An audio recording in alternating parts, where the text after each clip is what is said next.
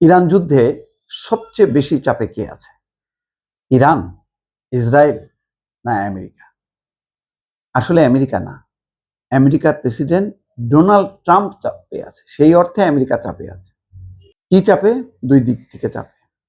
একটা হলো যে এই যুদ্ধ চালাতে গেলে, যেহেতু যুদ্ধ লম্বা হয়ে গেছে, স্থলপথে অভিযান হোক আর আকাশপথে হোক, দুই ক্ষেত্রেই এটা সহজে থামবে না।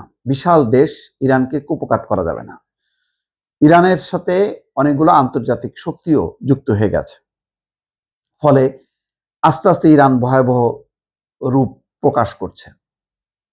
এখন এটা থামাতে গেলে যে পরিমাণ শক্তি ক্ষয় করতে হবে ট্রাম্পকে, সেটা আমেরিকার জন্য, আমেরিকার অর্থনীতির জন্য, বিশ্ব অর্থনীতির জন্য বিপজ্জনক।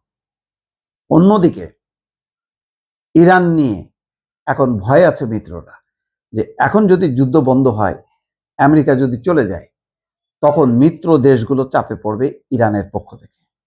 এই ভয়ে এখন মাইনকাচিপা, ট্রাম্প বলতে গেলে মাইনকাচিপার মধ্যে আছে। যুদ্ধ বন্ধ করলেও একটা চাপ মিত্র দেশগুলোর, আর অন্যদিকে যুদ্ধ চালানো সেটাও কষ্টকর হয়ে যাচ্ছে।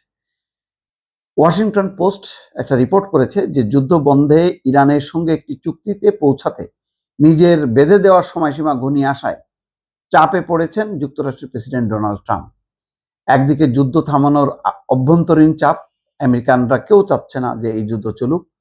অন্যদিকে তেহরানের অতি উচ্চাকাঙ্ক্ষা দেশটিকে আগের চেয়ে আরো বিপজ্জনক আঞ্চলিক শক্তিতে পরিণত করেছে বলে মিত্র দেশগুলোর উদ্বেগ।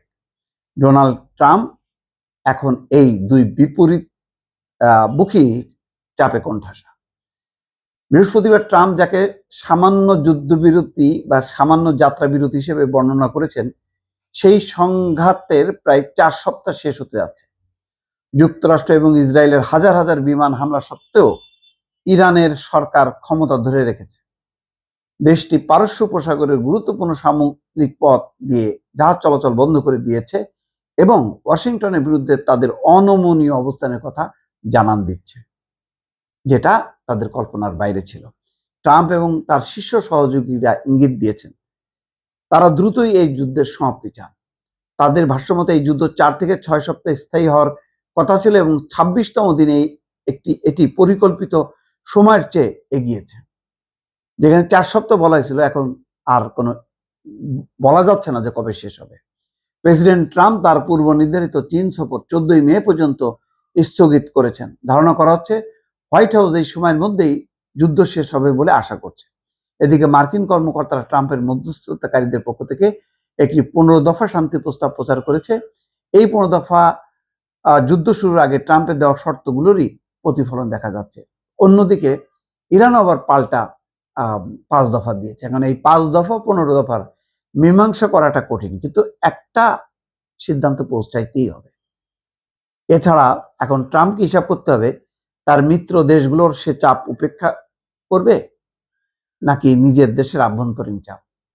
আভ্যন্তরীণ এবং বৈশ্বিক চাপে বলতে গেলে ট্রাম্প এই মুহূর্তে দিশাহারা।